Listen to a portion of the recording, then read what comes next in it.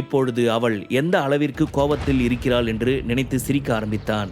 என்னாச்சு விக்ரம், ஏன் சிரிக்கிற என்று சௌந்தர்யா கேட்க, ஒன்றும் இல்லை. ஆமாம், ரீசண்டாக உனக்கு ஒரு ஆள் கூட என்கேஜ்மெண்ட் ஃபிக்ஸ் பண்ணி இருக்கிறதா கேள்விப்பட்டேன், நிஜமாவா?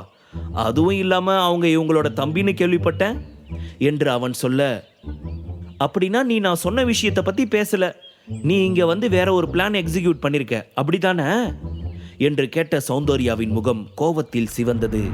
சௌந்தர்யாவின் இந்த கோபமான பேச்சு விஷாலினி மனதிற்குள் பயத்தை கொடுத்தது. அடியாத்தி, இவ உண்மையை சொல்ல மாட்டான்னு பார்த்தா இப்படி எல்லாத்தையுமே போட்டு வளரிட்டானே, போச்சு, இன்னைக்கு இவ என்னென்ன பண்ண போறாளோ என்று நினைத்தவள் அப்பாவி போல் முகத்தை வைத்துக்கொண்டு அவளிடம், இல்ல சௌந்தர்யா, அது என்று அவள் மிகவும் பாவமான குரலில் பேச, சௌந்தர்யாவிற்கு விஷாலினி மிகவும் நெருக்கமான பழக்கம் என்பதால் அவள் மீது அவளுக்கு ஏதோ சிறிது கருணை தோன்றியது.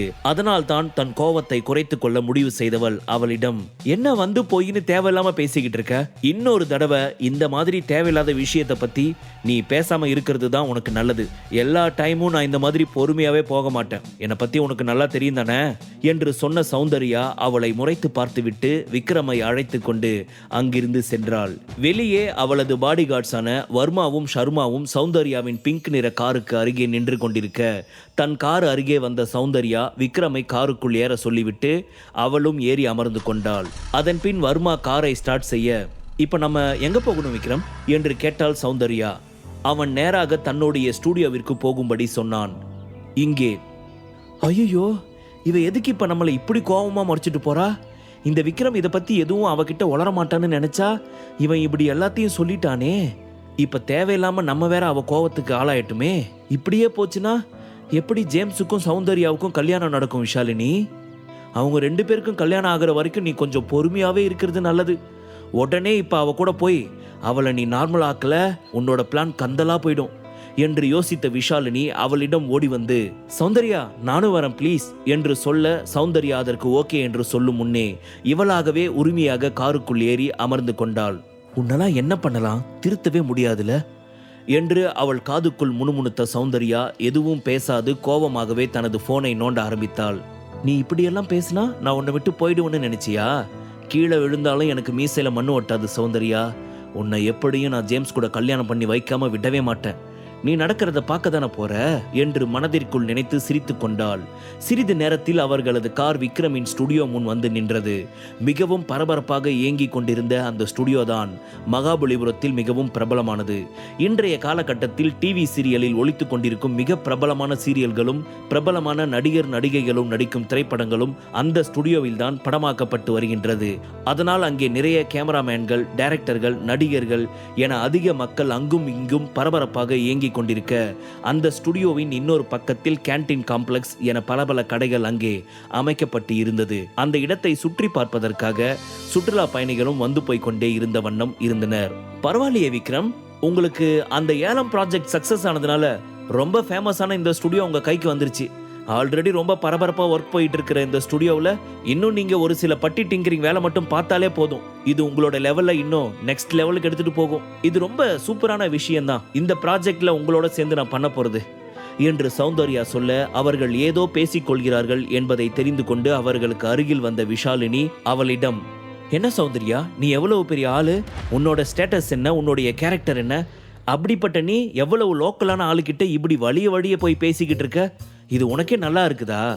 எனக்கு உன்னோட இந்த ஆக்டிவிட்டி சுத்தமாக பிடிக்கல என்று அவள் ஏதோ பேச, கல்யாண விஷயத்தை பற்றி விக்ரமிடம் சொன்னதால் ஏற்கனவே அவள் மீது கோபமாக இருந்தவள் இப்பொழுது விக்ரமை பற்றியும் இழிவாக பேசியதால் கோபம் தாங்கிக் கொள்ள முடியாதவள் அவளை பார்த்து, ஷட்டப் விஷாலினி, கொஞ்ச நேரம் அமைதியா இருக்கியா? நீ இந்த மாதிரி பேசிக்கிட்டே இருந்தேன்னு வச்சுக்கோயேன், நானே உன்னை இங்கிருந்து கழுத்தை பிடிச்சி வெளியே தள்ளுற மாதிரி இருக்கும். அமைதியா வந்தா உனக்கு நல்லது, மீறி ஏதாவது பேசிக்கிட்டு இருந்த அப்புறம் என் கோபத்துக்கு நீ ஆளாக வேண்டியிருக்கும். இதுதான் நான் உனக்கு தர ஃபைனல் வான் என்று அவள் சொல்ல, விஷாலினியோ அதன் பின் சிறிது நேரத்திற்கு தனது வாயை திறக்கவே இல்லை. சௌந்தர்யா அங்கு நடைபெற்று கொண்டிருந்த மிக பிரபலமான நடிகர் ஒருவரின் ஷூட்டிங்கை பார்த்துவிட்டு, இங்க பாரு, இந்த ஷூட்டிங் செமையா போயிட்டு இருக்கு, வாங்க எல்லாரும் போய் பார்க்கலாம் என்று சொல்லி ஷூட்டிங் நடக்கும் இடத்திற்கு மிக அருகில் வந்து நின்றாள்.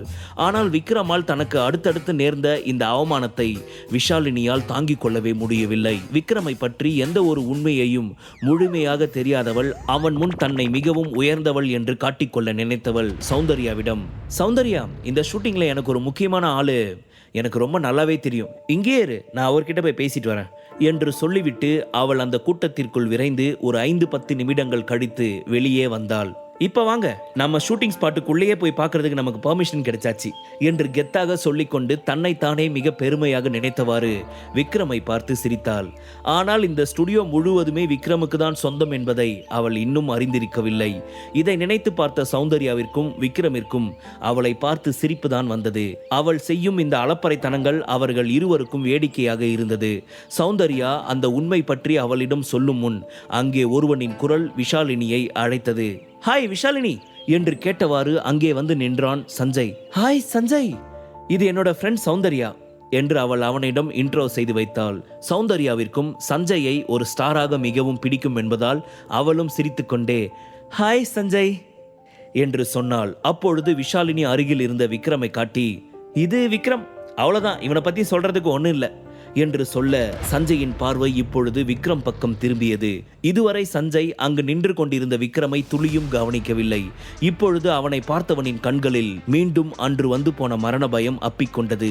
இத்தனை நேரம் ஜில்லென்று ஏசி காற்றிற்குள் ஃப்ரெஷ்ஷாக இருந்த அவனது முகத்தில் இருந்து வியர்வை துளிகள் குடம் குடமாக வடிய ஆரம்பித்தது.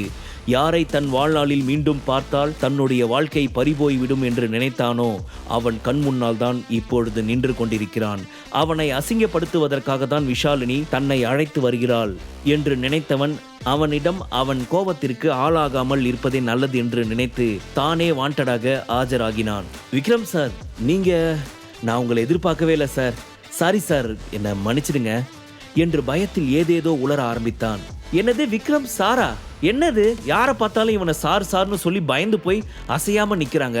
இவன் ஐ டு ஐ அவங்களை எதுவும் வசியம் பண்ணி பேச வைக்கிறானா என்ன என்று நினைத்த விஷாலினிக்கு சஞ்சயின் பேச்சு அதிக அளவு ஷாக்கிங்காக இருந்தது. என்னாச்சு இந்த சஞ்சய்க்கு? எதுக்காக இவனை போய் சாரு அது இதுன்னு மரியாதையா பேசிக்கிட்டு இருக்கான்? இங்க பாரு, இவன் முகத்துல விக்ரம பார்த்து எவ்வளவு பயம் இருக்குன்னு. அந்த விக்ரம் இவனை என்ன பண்ணி இப்படி மிரட்டி வச்சிருக்கான்? என்ன நடக்குது இங்க, ஒண்ணுமே புரியலையே என்று நினைத்தவள் சஞ்சய் பக்கம் திரும்பி, ஏ சஞ்சய், உனக்கு என்ன ஆச்சு?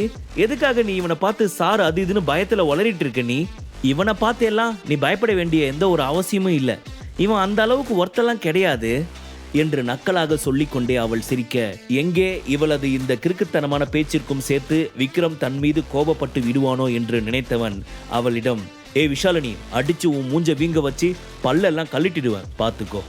யாரை பார்த்து என்ன பேசிக்கிட்டு இருக்க? உனக்கு கொஞ்சமாவது அறிவு இருக்கா? எவ்வளவு தைரியம் இருந்துச்சுன்னா நீ விக்ரம் சாரை அவமானப்படுத்த நினைப்ப? உன்னையெல்லாம் இந்த மாதிரி ஸ்டுடியோக்குள்ள விடவே கூடாது. இன்னொரு தடவை நீ இந்த மாதிரி பேசிக்கிட்டு இருந்த, நான் உன்னை கழுத்தை பிடிச்சி வெளியே தள்ள வேண்டியிருக்கும். ஒழுங்கு மரியாதையா பேசாம அமைதியா நின்று ஷூட்டிங் பார்க்கறதா இருந்தா பாரு, இல்ல உன்னை யாருன்னே தெரியாதுன்னு சொல்லி செக்யூரிட்டியை விட்டு உன் கழுத்தை பிடிச்சி வெளியே தள்ள சொல்லிடுவேன் என்று அவன் மிரட்ட, அவனது இந்த நடவடிக்கை அவளுக்கு ஆச்சரியமாக இருந்தது. முழு கதையையும் கேட்டு மகிழ பாக்கெட் FM ஆப்பை டவுன்லோட் செய்யுங்கள். லிங்க் டிஸ்கிரிப்ஷனில் கொடுக்கப்பட்டுள்ளது.